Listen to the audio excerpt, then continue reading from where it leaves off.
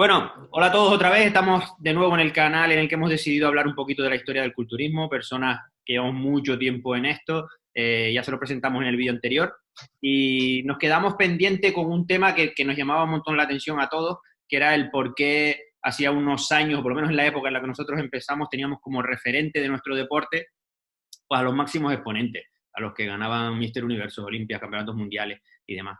Algo que dentro del culturismo pues ahora ya no ocurre. Ahora los que se inician en nuestro deporte tienen otros referentes, tienen otras modalidades, es decir, a cualquier persona que empiece hoy le preguntamos en el gimnasio, oye, ¿quieres llegar a lo máximo, al aspecto que tiene el máximo exponente de nuestro deporte? No, no, no, no, no, eso no le interesan otras cosas. Entonces, un poco para valorar en qué momento se nos fue esto de las manos, si fue finales de los 90, 2000 o lo que sea, y un poco ver la evolución de ese, digamos que de esos cánones dentro del deporte del culturismo que ha ido evolucionando, pues vamos a hablar un poquito de eso. Y a partir de ese punto, tal y como comentó José María, pues lo retomamos, ¿no, José María?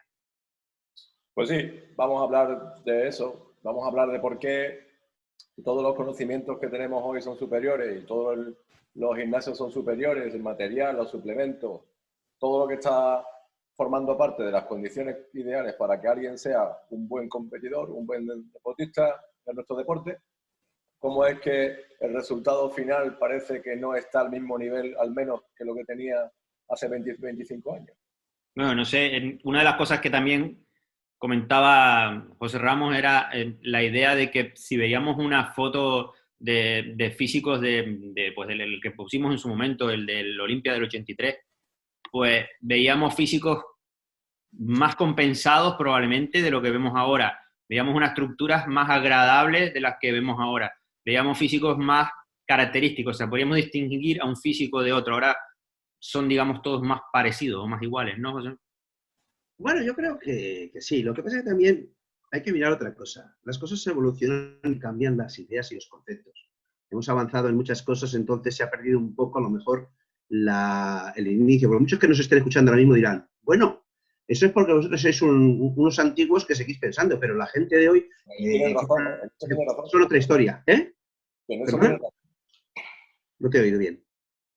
Que en eso de que somos unos antiguos tienen razón. Por eso te digo, entonces hay que mirarlo desde el punto de vista que a lo mejor la gente, como no ha visto lo otro, están viendo lo que están viendo, pero es pues parte de la evolución. El culturismo, por ejemplo, tú empiezas a entrenar y dices, yo solamente quiero llegar hasta aquí. Y cuando te das cuenta, quieres un poquito más y un poquito más. Y aquí lo que pasa es que ese poquito más se ha perdido. Y con la gente que salió en los años principios del 2000, mediados del 90, principios del 2000, que empezaron a ser un poquito más, y empezó a ser, pues eso, bastante exagerado. A lo mejor la gente, como solamente conocen los jóvenes desde esa época, creen que siempre ha sido todo igual. Y no, ha habido un momento que era diferente. Para mí personalmente, y ahora hablo personalmente, me gustan los físicos de los años 80. Habrá gente que como no los ha conocido, pues piensen que esos son antiguos y que no están en la moda. Porque claro, lo que ha estado viendo todo el tiempo ha sido este tipo de físicos. Entonces esto le suena a él como muy antiguo. Es, por ejemplo, como nosotros podemos ver los físicos de los años 45, 50, que decíamos, coño, es que estos cuerpos no tendrían nada que hacer porque ha habido una evolución. Personalmente, ¿en cuándo se marchó? Eso ya sí que no te puedo decir. Creo que no ha sido tampoco descuido nuestro. Ha sido un descuido. Yo creo que es un tema. Yo si queréis, por poner una fecha, ¿no? Y ahora que lo sacas tú a colación, sí. Yo sí creo que hay una fecha cuando el culturismo cambió. Aparte, creo que lo hemos comentado muchas veces, ¿no? Para mí, si me permitís mi opinión, para mí el culturismo, me imagino que también, porque el culturismo no es ajeno a la evolución de la sociedad, ¿no? Es decir, no sé. Pero para mí el culturismo cambia en el año 93, cuando Dorian saca esas fotos en blanco y negro, en calzoncillos y calcetines, y de un año para otro ha ganado 10 o 12 kilos. 12 kilos en masa muscular. Eso fue el año 95, no 93. Perdóname que te corrija, San 95. Perdón, sí, pues tú me lo que 95, lo que te estoy pero diciendo. ¿sabes a qué me refiero, no? Sí. Pero ¿sabes a qué me refiero? Estarás de acuerdo conmigo que el chico que tiene ahora 20 y tantos, 30 años, le ha pillado, no puede pensar, o sea, lo que ha visto siempre en el culturismo es eso. Lo demás ve un desfase comparado con lo que hay. Cree que la normalidad es lo que estamos viendo ahora. Sí, es verdad, yo creo que hay dos factores. Uno es el punto de inflexión que dice Minshew, que dice José María, que es de Dorian Yates. En ese momento empieza a prevalecer más un gran tamaño, una gran masa, sacrificando simetría, proporción. Se nos entra en el juego, entran los abdómenes un poco más grandes, más dilatados. A partir de ahí es cuando empezamos a ver estas cosas. Y luego, si entramos en los años, en la década esta última, de los 2010, 2000, hemos instaurado en las federaciones competiciones nuevas, los Men Physique, los Classic Physique. Todo este tipo de modalidades dan a los chicos otra alternativa. Antes tú entrabas a hacer culturismo y tenías que hacer culturismo. Era lo que había. Culturismo, parejas, con una chica en cuples y poco más. Es lo que teníamos. No era, que era suficiente. Hoy en día tienes modalidades que da juego a otras variantes, y hay gente que se siente más cómoda con un volumen más pequeño. El gusto general, quizá también hay una tendencia de buscar anatómicamente una musculatura más funcional. Hay muchas modalidades que hoy en día buscan más el campo funcional que no la masa muscular por masa muscular. Sí. Hay nuevas variantes, entonces quieres que no, pues eso varía, claro.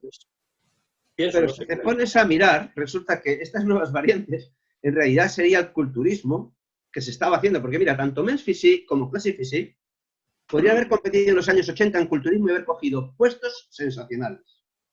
Uno de los ejemplos sería el Classic Physique, que digamos que ahora mismo es un referente de esta modalidad y digamos que es un poco la vuelta a eso que a nosotros nos gustaba, ¿no? Claro, hay que decir que los físicos en el campeonato último del mundo, me parece que fue, los físicos realmente, todos son extraordinarios, todos tienen su mérito, pero en esa categoría, en esa modalidad de Classic Physique se veían los físicos realmente más bonitos. Es donde veían los físicos más atractivos, desde mi punto de vista.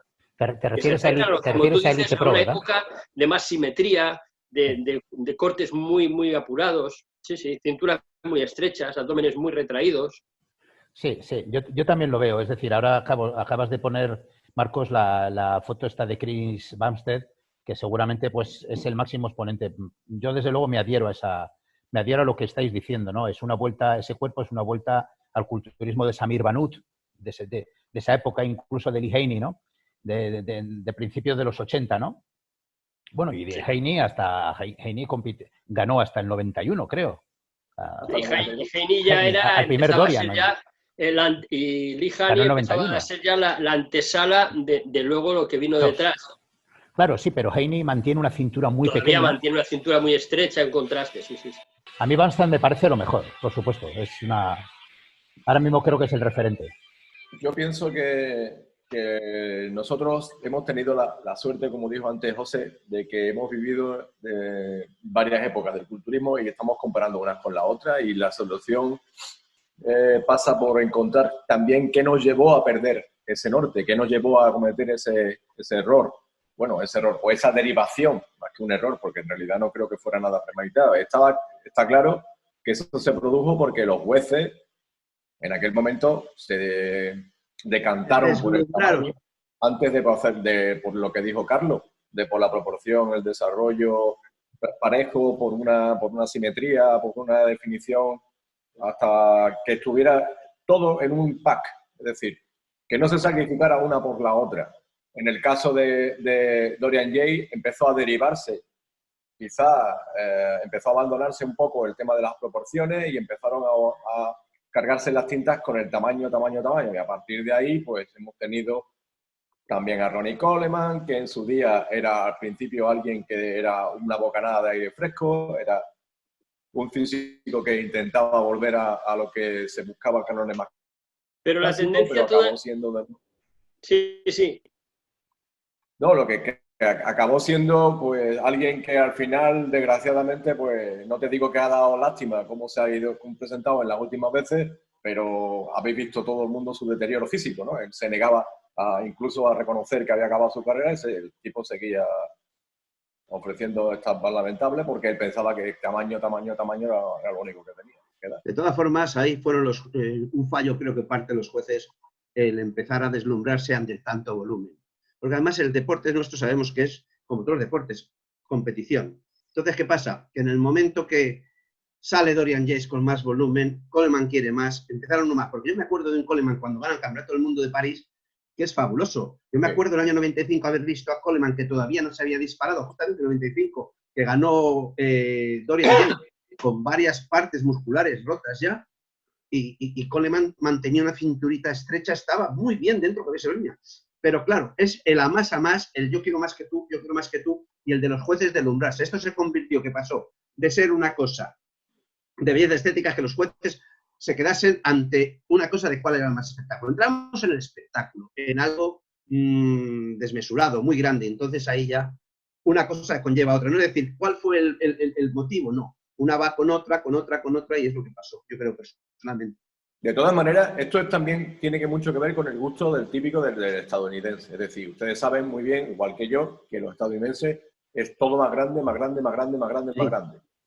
Entonces, desgraciadamente, la mayor parte de los jueces que estaban formando parte de los que en aquel entonces regían los profesionales, pues evidentemente eran estadounidenses y ellos pensaban únicamente en cuestiones de este tipo. No miraban la calidad, no miraban la proporción, no miraban el equilibrio, miraban eso. Miraban el espectáculo. Algo cuando saliese ahí, los 15 y otra cosa fuesen espectaculares. No estaban mirando la línea, la proporción. Ojo, y eso no es a todos, porque había culturistas, y hay culturistas en estos momentos, en esa línea profesional X, que siguen estando muy bonitos y muy bien. De todas maneras, os quisiera plantear esto de otra manera. Estamos tomando como referentes a los Mister Olimpias, ¿no? Y a los culturistas profesionales, ¿no? Entonces yo, de cara a mucha gente que nos puede estar escuchando, ¿no? Y teniendo en cuenta que estáis aquí 3 personas que sois, bueno, 2 de vosotros sois jueces profesionales, si no recuerdo mal, y además, sobre todo, estáis puntuando mucho los campeonatos del mundo amateur. ¿Sí? José y José María, estáis puntuando campeonatos del mundo amateur. Es decir, yo, por otro lado, yo creo que ahí sí se ha mantenido una estética sin dilataciones abdominales. Momento, ¿eh? ¿Me estoy equivocando o puede ser? No. O sea, es que estamos siempre referenciándonos al culturismo profesional, como decía José María, a lo americano, a lo más grande. ¿Y qué pasa con el resto del mundo? Pero Mincho, has de pensar un momento has de pensar que si se ha conseguido frenar ha sido porque nos dimos cuenta de ese serio, bueno, nos dimos cuenta en general del problema y entonces se empezó a penalizar los estómagos dilatados, las ginecomastias, las inyecciones locales de aceite, y todo esto hizo que se frenase un poquito y un bastante eso. Y se está encarrilando. La prueba es que es un campeonato del mundo profesional y no se ven estas barreras. No, pero yo me refería al amateur. No, perdón, me he equivocado, quería decir al amateur. Vas a campeonato del mundo amateur y ves tú que se ha frenado mucho, que hay físicos muy grandes, pero porque se ha tenido que frenar este lanzamiento que había o esta desviación de lo que era el culturismo inicial, que ha costado porque, claro, el referente hemos de quitarnos de la cabeza siempre son los profesionales. Para un culturista hoy en día amateur, el referente es que cuando buscamos iconos en los que reflejarnos, la gente busca el icono. ¿Qué buscas? Los máximos exponentes. ¿Quiénes son los máximos exponentes? Los profesionales. Si el profesional marca una línea, tú ves esa línea. Y luego tenemos otro problema. Cuando el profesional ha llegado a unos extremos, que estamos hablando de volúmenes desmesurados, formas poco armónicas, formas que no son equilibradas, pues cierto sector bastante grande no les gusta eso.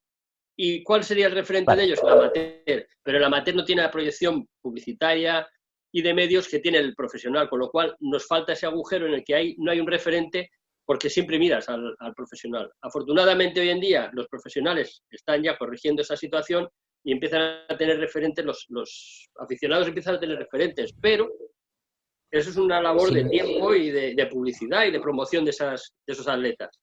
Sin embargo, ¿no os parece que los culturistas que son de nivel regional y los culturistas de nivel nacional, incluso los culturistas de nivel internacional amateur, ¿no pensáis que deberían tener otro referente? Es decir, deberían tener el referente del mejor amateur, no del profesional. Totalmente de acuerdo.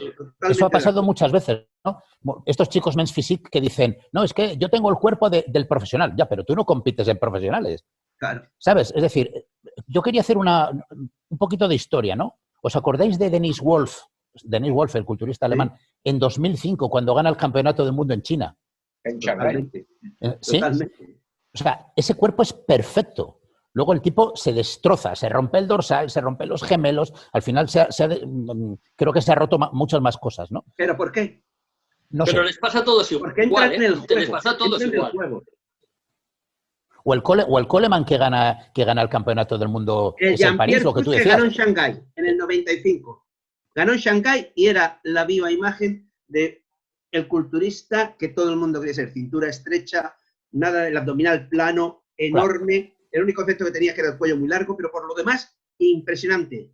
2 años más tarde que empieza a competir en profesionales, totalmente ya ido de boya. Es decir, una barriga, todo. O sea, ¿pero por qué? Porque entran en ese juego, en ese mundo de yo más, yo más, yo más. Y lo que manda es el espectáculo. ¿Sabes también cuál pienso que ha sido un gran problema? El referente que durante mucho tiempo ha tenido los culturistas, los que más se han promocionado, por eso los amateurs no se pueden coger como referente, es que revistas como el Flesh, por ejemplo, pasó de ser un órgano de culturismo, o sea, el Flesh, hablo del Flesh americano, en el cual hablaban esto, empezar a coger como figuras principales a los culturistas profesionales. Y a los amateurs los fue dejando un poquito de lado. Solo los empezaban a promocionar cuando ya eran profesionales. Y eso hace que la gente no tenga un referente. Porque muchos, ahora mismo yo diría que me digan a mí quiénes han sido los campeones del mundo de este año y nadie tiene ni idea. No lo sabe nadie, claro. No lo sabe nadie. El culturismo amateur vienes a decir que el culturismo amateur tiene muy poco seguimiento, ¿no? Yo creo que hay muchos participantes y poco seguimiento a nivel promoción. A nivel mediático. Claro, pero es un hecho que deberíamos remarcar, ¿no? Porque en el último campeonato en Emiratos Árabes, vosotros estuvisteis seguramente de jueces. Yo estuve. Claro, sí, ¿no? Vosotros, José María y tú, lo habéis visto todo ya en culturismo, estáis. Entonces, hay esas categorías otra vez de 35 tipos que tienes que puntuar, me imagino, José, tienes que puntuar siluetas prácticamente, ¿no? O sea, al final, 30 y tantos tipos perfectos, ¿no? Y vas, yo ahí me tiraría por las siluetas, desde luego. Por las cinturas pequeñas y los hombros amplios. Que te cuente, José, la categoría de Memphis de eso le iba a decir ahora mismo. En Egipto, es que no estamos tan lejos, ha sido hace 1 mes y medio. No llega 1 mes y medio, 1 mes y 10. La categoría Memphis, una de 78. Pero no de 1,78, no, de 78. No, de 78 participantes. Sí. Pero no lo mismo. Pero no, yo quería poner el punto en el culturismo. Porque en el culturismo. En el culturismo, es decir, una cosa, yo lo tengo muy claro. Cuando juzgo, ¿sabes qué es lo que miro siempre? Es la primera impresión. Y después ya voy puntuando más. ¿A qué me refiero? Que el culturista cuando está relajado, semi-relajado, con los brazos caídos así, y no se mueve, es ahí donde le ves. Porque seguro que si ese que tú te fijas, después va a ver. Pero tiene que ser en la línea. Yo me fijo en la línea. Después ya iré mirando. Porque a mí, mira, ¿sabes qué es una de las cosas que me gustaba que tenía hace muchos años el Mister América? Era que tenía 2 versiones. O sea, había el ganador del Mister América y el más musculado. Que justamente el más musculado es aquel hombre que puede venir con mucha masa muscular, que todo el mundo puede decir, es que está que lo destroza. Sí, pero estéticamente no tiene nada. Y te pongo como ejemplo cuando ganó Ray Menser. Ganó Ray Menser y quedó como el hombre más musculado Greg de Ferro. Entonces, eso es lo que está bien. Tendría que haber esa división. Es decir, a lo mejor el más musculado podría ganar porque es el que más músculo tiene. Pero, sin embargo, la simetría, la proporción y todo, la tiene que tener el ganador. Y si hay una cosa que yo muchas veces he visto, que a veces no se juzgan esto, y algunos jueces que juzgan más que nada en sí la masa o el no se fijan tanto, porque a lo mejor el que tiene una línea precisa a lo mejor no va tan seco o no tiene tanta estriación. Va duro, va bien, va con el punto para mí agradable, pero sin embargo, eso no es lo que... Y eso pero yo iba al asunto de las cinturas, ¿no? Que es lo que estábamos hablando. Tú en una línea de 36 estás viendo siluetas y te llama poderosamente la atención, antes de verles posar incluso, el que tiene la cintura pequeña y los hombros muy amplios. Es decir, totalmente. El que tiene el cuerpo de culturista de toda la vida. No sé si me explico. No, te está explicando perfectamente. O sea, es que eso tendría que ser... Como son tantos, no te da opción a ver definición, ni siquiera se han dado la vuelta, ¿no? Estás mirando cintura, bombeo en los cuádriceps y hombros, ¿no? Nicho, cuando son tantos, personalmente, lo primero que hago es solamente mirar cuáles son los que tienen la mejor línea. Ojo, claro, mejor línea, claro. En la mejor presencia. Presencia en el escenario. Es decir, cinturita estrecha, anchos de hombros, y cuando los ves relajados dices, coño, después ya veremos. Claro. Sí, sí, bueno, yo creo que en España, por ejemplo, durante años, o por lo menos yo sufrí eso mucho tiempo, y me recuerdo mucho discutirlo con los foros y épocas con José María y demás, era que en España ha costado mucho, y creo que ahora, en la última etapa quizás del culturismo, en donde se ha, digamos que, equiparado esos tres valores de tamaño, digamos que de proporción o definición.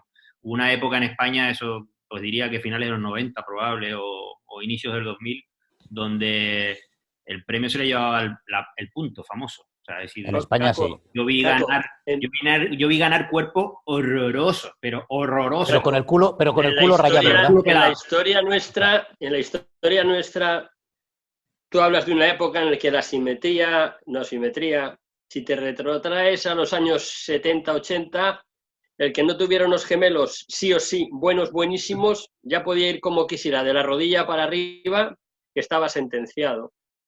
¿Hay que tener gemelos? Sí.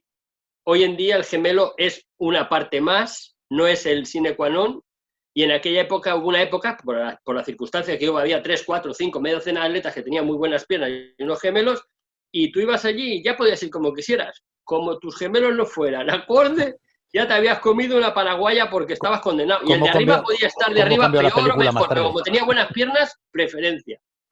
¿Es verdad o no? Sí. Luego cambió mucho la película, ¿no? Era gente sin gemelos por todos los lados. Luego cambió la película y, de hecho, hasta Dexter Jackson fue Mr. Olympia sin gemelos, ¿no? Yo te digo, pero aquí en España hubo una época que estabas estigmatizado, o sea, era nada, o sea, olvídate.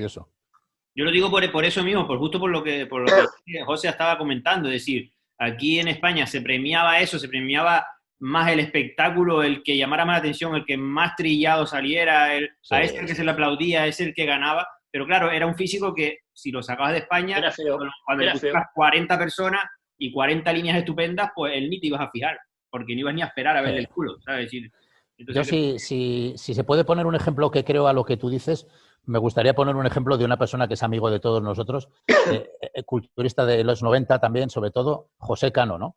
José Cano rarísima vez salía con el punto, rarísima vez, era muy raro, pero la forma, la línea, la cintura, el bombeo, tenía todo. Todo. Es que eso es lo que le hacía entrar. Y aquí, cuidado, y aquí gente con peores cuerpos le ganábamos. Eso era indecente, porque luego salía él a campeonatos del mundo y siempre estaba adelante, porque la estructura era majestuosa, ¿no? Y sin embargo, aquí en España nos estaban puntuando, algunos nos beneficiamos, nos estaban puntuando las rayas, ¿no? Cuando el culturismo no son solo rayas. No sé si me... Bueno, cada uno juega también con las armas que tiene. Esa otra cuestión es que los jueces juzguen. Pero cada uno tenía sus armas y buscaba explotarlas lo máximo posible. No me quiero limitar a los jueces, porque... ya. Es en los conceptos y la... el colectivo general, sí. Es el que ahora la gente, digamos, le guste un físico más estético. Cuando hace 10 años, la mayoría de gente que seguía el culturismo buscaba monstruos. O sea, el monstruo más grande era el que le gustaba. No... Ahora que ya empezamos a decir, es que ese tiene un físico bonito, elegante, proporcionado. O sea, parece que nos llama más la atención eso, ¿no? Siempre hay momentos en los que se rompe el impasse. Cuando hemos estado preparando esto y pasándonos información, acordaros, y lo hemos estado mirando todos, del enfrentamiento Arnold-Sergio Oliva. Sí. Esa entrada de una forma, un formato físico a otro. Los cambios en el culturismo, Los cambios en la evolución, los cambios de conceptos... quién es el primero que rompe y a partir de ahí... Pero el que da el cambio es el juez. Vamos a hablar claro. Es decir, nosotros... Sí, claro, por supuesto. Es el que al final decide quién gana y quién pierde. Claro. De ahí es tan importante lo que, por ejemplo, ha dicho antes Marco. Es decir, nosotros en España, y ustedes, todos los que estamos aquí lo sabíamos, cuando salíamos de España, los jueces nos achacaban que los que nos salían de España como campeones siempre venían en una forma física estupenda en cuanto a la puesta a punto, lo que ha comentado San Mincho. Pero lo que es un pack completo, es verdad que no lo evaluábamos completamente. Yo soy el primero que me he levantado y he dicho que nos gusta más una raya que un tonto un lápiz.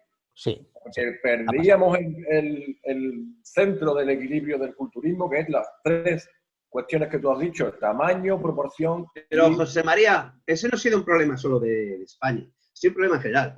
Porque yo tengo un montón de veces que he juzgado y a lo mejor al que todo el mundo había puesto quinto, yo le había puesto primero. ¿Por qué? Porque yo sigo mirando algo y para mí es más importante que todas las rayas, que todos los dibujos, que todo lo que debe tener. Y es que tenga una bonita línea. Todo el que sube a la plataforma va en su mejor condición posible, se le supone. Pero tiene que haber una línea. Vamos a ver, no me puede salir. O sea, a mí que un señor tenga una cintura que mide metro y medio, y aunque tenga los glúteos rayados, aunque sea, no me dice nada. A mí me lo dice. Sí. El físico puede estar un poquito más liso, pero es que no tiene nada que ver. José, aquí eso se llevó a cabo, esto que estáis diciendo, se llevó a cabo con Arturo Castañeda. Arturo Castañeda, como decía antes José María, nosotros solo exportábamos tíos con muchas rayas, es verdad, pero llega un momento en el que Arturo Castañeda sale seco como el que más, redondo y estético. Y claro, son varios campeonatos del mundo los que gana. Vale. Bien, pero seguía testando estético. Por eso es que la estética era espectacular, el bombeo era maravilloso y estaba seco el tipo. Pero ahora Arturo ponle 10 centímetros más de cintura. Ya no sería lo mismo. Nada. Arturo estaba en la perfección. Por eso le dieron varios campeonatos del mundo. A mirar, yo es que además, bueno, es lo mismo. A mí vamos a ir un poquito retrospectiva hacia los tiempos de atrás. Y coño, ¿qué quieres que te diga? Yo, por ejemplo, para mí, un Robbie Robinson, años 70, principios de los 80, era sensacional. Lo tenía todo. Y no iba tan sumamente rayado como puede ir hoy. Claro, hombre, no se sabía tanto, ¿no? Robin Robinson tuvo una época luego, volvió a competir a mitad de los años 80, 85, 86, 87, y yo creo que fue su cenit. Porque sí es verdad que seguía teniendo esa estética privilegiada que él tiene, pero apuró la puesta a punto, se apretó bastante más. Pero estamos dentro de que nunca, Robbie Robinson, por ponerte, o Albert Beckles, nunca perdieron la estética. No, claro. No, porque no eran muy grandes. Además, te voy a decir una cosa. Alguien de que se consideraba un monstruo, que era Casey Fiato, que había sido el Meca joven, con un brazo exagerado y tal igual, nunca llegó tampoco a ser tan desproporcionado. No. De hecho, nosotros tenemos varios ejemplos. Mira, lo que se podía estilar, y si no que Carlos que me corrija, que lo sabe igual que yo mejor, o tú mismo, José, es un tipo como Bertil Fox. Bertil Fox, a finales de los 70, principios de los 80, era el más grande de sobra, con mayor tamaño muscular de todos los que aparecieron allí. Y sin embargo, nunca quedó entre los 3 primeros en ningún campeonato. ¿Por qué? Porque era tosco. Era tosco, además tenía una cabeza enorme. Era como un ladrillo y cabezón, sí. Pero ¿tenía alguien más músculo que ese hombre encima? No, era descomunal. Nadie. Era descomunal. Nadie. No. Oye, y Viator, que era también de los que aparecían, no era comparable. Se ponía a Bertil Fox al lado, era descomunal. Perdón, esto a día de hoy, ¿cómo lo veis vosotros? Es decir, los nuevos profesionales que están saliendo ya en élite y que van a salir... Yo los élite los estoy viendo que están todos muy bien, ¿eh? Sí. O sea, no sé, algunas veces, bueno, a la carga y a todas las historias, a lo mejor se les puede ensanchar un momento, dilatar un poco el estómago, cosa que te das cuenta después que no lo tienen, porque alguno de los que ha habido últimamente se le acusaba de que al coger tanto tamaño estaba dilatando el estómago y nos ha demostrado en los últimos eventos para nada. Y los demás que estoy viendo están subiendo en esa línea que es la que nunca se tenía que haber perdido. Pero que hay que saber frenar, Claro, hay un punto en el que no debe pasar porque estaríamos otra vez igual, ¿eh? No, con los últimos campeonatos yo creo que esto se ha quedado bastante claro, es decir, lo que está diciendo José. Sí. Nosotros no tenemos afortunadamente al principio al menos no tenemos esa idolatría por el que uno. En el momento en que ese uno no viene como se espera, ¡bumba! Fuera. Viene otro mejor y se acabó. No tenemos ese reparo porque lo que tenemos bastante claro es lo que estamos comentando aquí. Que hay una serie de elementos que tienen que estar siempre en equilibrio y que si no vamos a repetir errores pasados, vamos a volver a tener el mismo problema que hemos pasado. Como ya hemos tropezado en esa piedra, vamos a intentar no tropezar más. Aquí podemos hacer lo mismo que pasó, por ejemplo, en el culturismo femenino. ¿Qué pasó en el culturismo femenino? En los años 80, las chicas que salían del culturismo femenino tenían una estética comparable a la mejor de hoy en día y con músculos femeninos, atractivos, excelentes líneas. Y no he vuelto a ver chicas así de atractivas. ¿Qué pasó? Pues que empezamos los jueces, evidentemente yo no, porque no era uno de ellos en aquellos años, pero empezaron los jueces, me siento uno de ellos, a buscar entre las competidoras de culturismo más femenino aquellas que se parecían más al culturismo masculino. ¿Y qué pasó? Que se nos fue de las manos. Pero el problema no vino en la división amateur. El problema volvió a ser de nuevo la división profesional. Es el referente. Porque fueron ellos cuando empezaron. Y claro, ¿qué hace la chica? Piensa, si la profesional triunfa así, yo tengo que estar así. Ese fue el problema. Sí, el Ese culturismo es el problema. se llegó, digamos, alcanzó, después de Corey Everson, vino... ¿cómo no me acuerdo? ¿Cómo se llama? Carla Douglas. Lenda Murray. No, Lenda Murray. Lenda Lenda. Murray. Lenda Murray. Después de Lenda Murray se acabó. Lo Ya, que vino cierto. después ya era otra cosa. Ya estaban muy masculinizadas. Pero volviendo, José, a lo que decías tú de que está en nuestra mano. Yo el otro día, y por eso le he tirado de la lengua antes a José, porque sabía lo que me iba a contar. Y estábamos hablando sin querer de esto, de Crizo, ¿no? Que es ahora el más destacado culturista nuestro, ¿no? Y el otro día, como tú dices, José, el otro día no se presentó bien y le ganaron. Sí, pero la semana siguiente, en Cancún, porque estuve yo y lo juzgué, no era el Cristo que habíamos visto en el Campeonato del Mundo. Apretó totalmente. Ya no había cintura dilatada. Pero es que fíjate que en Tarragona... En ese momento, Cristianek, lo que sacó en aquel momento de dilatación fue debido a no haber hecho bien o la alimentación, la carga, lo que fuese en ese momento para la competición. Porque en Cancún ya estaba de nuevo plano, como lo había visto yo la primera vez que lo vi en la República Checa ganando.